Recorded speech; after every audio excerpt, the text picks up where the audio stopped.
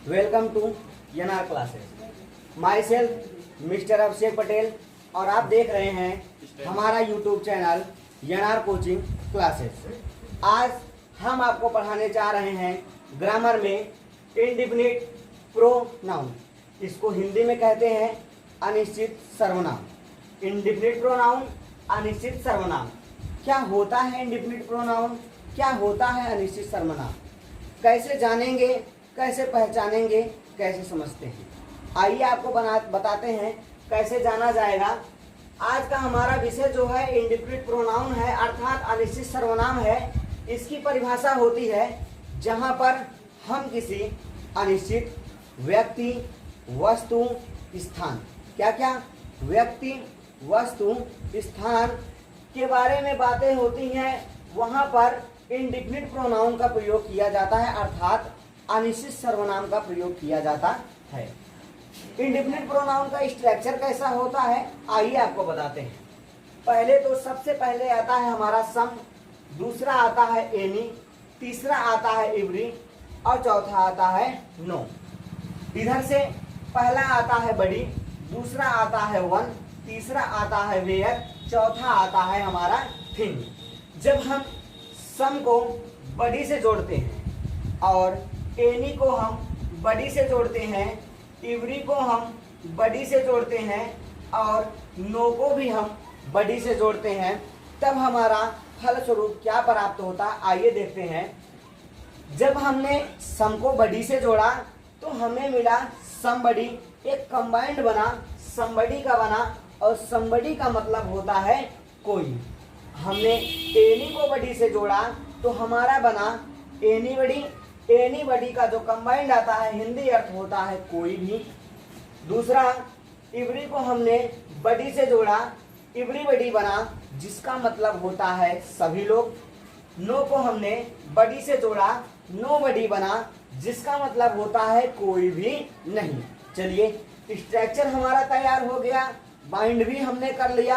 अब जानेंगे कैसे ये चीजें होती क्या है, सर प्रयोग कहाँ किया जाता है आइए आपको बताते हैं। जहां पर हम व्यक्ति को जानते पहचानते होते हैं, अर्थात व्यक्ति हमारे रिलेशन का होता है, सगे संबंधियों में से होता है, वहां पर हम बड़ी का प्रयोग करते हैं। जैसे कह दिया जाए कि कोई तुम्हें बुला रहा है, समझना होता है कोई तुम्हें बुला रहा है। हाँ बुला तो रहा है, लेकिन क्या वह व्यक्ति हमारे परिचय का है, क्या व्यक्ति हमारे रिलेशन का है? तो आपको पता होगा वही व्यक्ति आपको बुलाएगा जो व्यक्ति आपको जानता होगा, जो व्यक्ति आपको पहचानता होगा। इसका मतलब बड़ी का प्रयोग जहां पर हम व्यक्ति को पहचानते हैं वहां पर हम बड़ी का प्रयोग करते हैं। तो अनुवाद कैसे करा जाएगा आइए बताते हैं। कह रहा है कोई तुम्हें बुला रहा है। जब ये सारे वाक्य हिंदी में जो शुरू में दिए रहते हैं तब इनकी अंग्रेजी में शुरू में लिखकर हेल्पिंग वर्ब लगा दिया जाता है। अगर बीच में दिया रहता है तो इन सब की अंग्रेजी लास्ट में लिखी जाती है। तो जैसा कि आप देख पा रहे हैं कोई शब्द हमारा पहले दिया है, तो यहाँ से भैया आओ ढूंढते हैं कोई है कहाँ पर। कोई है पहले नंबर पर जहाँ पर लिखा है समबडी, इसकी अंग्रेजी होती है समबडी। लिखते हैं भैया सबसे पहले सम हो गया हमारा बड़ी। समबडी कोई क्या कर रहा है, देख रहा है। हमने कहा था समबडी लिखने के बाद आपको इज एम आर लगाना है, अर्थात हेल्पिंग वर्ब लगाना है। रहा है, रही है, रहे हैं, इज एम आर लगता है, यह प्रेजेंट कंटिन्यूअस का है। तो रहा रही आया है तो भैया क्या रहेगा, इज रहेगा, क्योंकि कह रहा है कोई तुम्हें देख रहा है, ना कि कोई तुम्हें देख रहे हैं। अगर रहे होता तो बहुवचन होता, रहा है तो हमारा एक वचन करता है, एक वचन के साथ में इज लगता है सहायक क्रिया है के लिए। समबडी इज, कोई है क्या कर रहा, तुम्हें देख रहा, तुम्हें का मतलब यू। लेकिन यहाँ पर अगर हमारा जब सब्जेक्ट पहले नहीं लिखा जाता है उसके स्थान पर या सब पहला जो हमारा मुख्य सब्जेक्ट होता है वह यहाँ पर कोई बना दिया गया है, तो ये हमारा सेकंड सब्जेक्ट बन जाता है। और सेकंड सब्जेक्ट हमेशा लास्ट में लिखा जाता है, इसलिए क्या लिखेंगे पहले बुलाना का भैया calling. Somebody is calling, call मतलब बुलाना, रह रही है तो आईएनजी। समबडी इज कॉलिंग, किसे बुला रहा है, तुम्हें बुला रहा है। Somebody is calling you. ये होता है पहला हमारा बड़ी वाला आपका समाप्त। आइए स्टार्ट करते हैं दूसरा वाला रूल। जब भैया हमने सम को बडी से जोड़ा था तो समबडी बना था, एनी को बडी से जोड़ा था एनी बडी बना था, इबरी को बडी से जोड़ा था तो इबरी बडी बना था, और नो को बडी से जोड़ा था तो हमारा नो बडी बना था। उसी तरीके से जब सम को हम 1 से जोड़ेंगे, एनी को हम 1 से जोड़ेंगे, इबरी को भी 1 से जोड़ेंगे और नो को भी 1 से जोड़ेंगे, तब क्या होता है, जब हम सम को 1 से जोड़ते हैं तो सम 1 मिलता है। इसका मतलब होता है भैया कोई, और जब एनी को 1 से जोड़ते हैं तो एनी 1 बनता है कोई भी, इबरी को 1 से जोड़ते हैं तो इबरी 1 सभी लोग, नो को 1 से जोड़ते हैं तो नो 1 अर्थात कोई भी नहीं। आप देख पा रहे हैं कि यहाँ भी वही वाक्य है, यहाँ भी वही वाक्य है, लेकिन थोड़ा सा अंतर है। आइए देखते हैं क्या है। कह रहा है जहां पर हम व्यक्ति को नहीं जानते पहचानते, अर्थात व्यक्ति हमारे रिलेशन का नहीं है, ना ही सगे संबंधियों में से है, तब क्या किया जाएगा, वहां पर हम 1 का प्रयोग करते हैं जहां पर व्यक्ति को नहीं जानते हैं। तो भैया कह रहा है कोई भी फूल तोड़ सकता है। कोई भी का मतलब चाहे जो अननोन पर्सन हो चाहे नोन पर्सन हो। क्या हम सभी को जानते हैं? नहीं। कोई भी फूल तोड़ सकता है, सभी स्वतंत्र हैं। आइए अनुवाद कैसे किया जाएगा। कोई भी का मतलब होता है एनी वन। कोई भी अगर कोई होता तो समवन रहता, एनी वन है क्योंकि कोई भी दिया है तो सबसे पहले लगाएंगे भैया एनी और उसके बाद लिखेंगे वन। जैसा कि आपको पता है अगर ये मीनिंग अगर शुरू में लिखी जाती है तो हमारा डायरेक्ट हेल्पिंग वर्ब लगता है। तो एनी वन है, सकता है, सकती है तो लगता है कैन। एनी वन कैन, कोई भी सकता है, क्या कर सकता, फूल तोड़ सकता। Any one can plug the flower, कोई भी फूल तोड़ सकता है। यह होता है हमारा दूसरा वाला स्ट्रक्चर समाप्त। आइए अब तो हमारा 2 स्ट्रक्चर तैयार हो गया है। जो थर्ड वाला है वह आता है हमारा वेयर। वेयर का मतलब होता है भैया स्थान कहीं पर दिया जाए, जहां पर स्थान के बारे में बातें वहां वेयर का प्रयोग किया जाता है। जैसे चलो देखते हैं थोड़ा सा, हम जोड़ते हैं सम को वेयर से, एनी को जोड़ते हैं वेयर से और इबरी को जोड़ते हैं वेयर से, नो को जोड़ते हैं वेयर से। कैसे? जब हमने सम को वेयर से जोड़ा तो हमारा मिला समवेयर, एनी को वेयर से जोड़ा तो मिला एनीवेयर, इबरी को वेयर से जोड़ा तो मिला इबरी वेयर, नो को वेयर से जोड़ा तो हमारा मिला नो वेयर।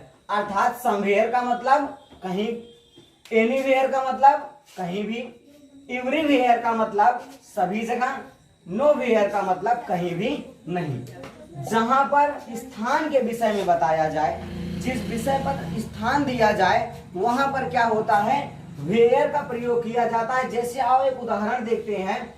कह रहा है तुम कहीं भी जा सकते हो। आप स्वतंत्र अवस्था में कहीं भी जा सकते हैं, लेकिन वाक्य में क्या कह रहा है, कहीं भी। कहीं भी का मतलब स्थान होगा आप जहां जाएंगे। आइए देखते हैं, कहीं भी की अंग्रेजी होती है एनी वेयर। तो सबसे पहले हमने कहा था अगर ये वाक्य शुरू में आते हैं तो इन वाक्यों की अंग्रेजी आपको शुरू में लिखनी है, अन्यथा लास्ट में लिखनी है। तो यह वाक्य हमारा बीच में दे रहा है, इसका मतलब हमें इस वाक्य की अंग्रेजी लास्ट में लिखनी है। सबसे पहले तुम दिया है तो लिखेंगे भैया क्या, यू। करता हमारा यू है और सकते हो, सकता, सकती, सकते आता है भैया कैन में। यू कैन, तुम सकते हो, क्या कर रहे, कहीं भी जा सकते हो। वो मतलब होता है जाना, कहीं भी का मतलब एनी वेयर लगाते हैं भैया, क्या, एनी वेयर। तुम कहीं भी जा सकते हो। ये तो हो गया हमारा सेकंड और थर्ड स्ट्रक्चर और फर्स्ट वाला रेडी। आते हैं अपने फोर्थ वाले पे। और आज का लास्ट स्ट्रक्चर कैसे बनेगा। सम को जोड़ा हमने थिंग से, एनी को भी जोड़ा थिंग से और इबरी को भी जोड़ा थिंग से, नो को भी जोड़ा हमने थिंग से। तब कैसे हुआ, जब हमने सम को थिंग से जोड़ा तो बना हमारा समथिंग, और समथिंग का मतलब होता है कुछ। एनी को जोड़ा थिंग से कुछ भी, और इबरी को जोड़ा थिंग से तो मिला हमारा एवरीथिंग अर्थात सब कुछ।